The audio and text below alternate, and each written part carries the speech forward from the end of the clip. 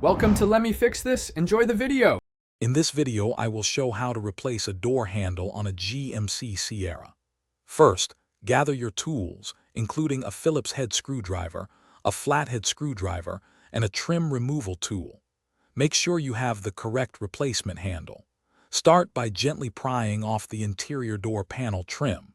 This usually involves finding small access points and using your trim tool to avoid damage. Once the trim is off, you will see screws holding the handle in place. Use your screwdriver to remove these. If your handle has power locks or windows, carefully disconnect any electrical connectors. Take your time here to avoid pulling on the wires. With the screws and connectors free, you can now gently remove the old handle assembly from the door. Now take your new door handle.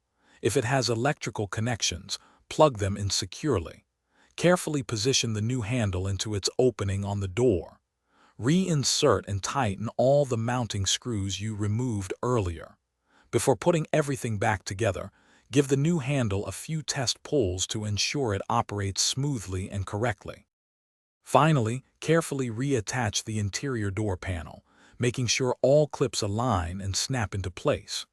Reinstall any trim pieces you removed.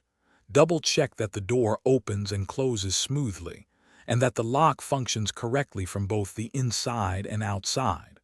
Also, be sure to check the description below for a link to a fantastic book about money, along with other helpful deals. Thanks for watching. If you found this helpful, don't forget to like and subscribe.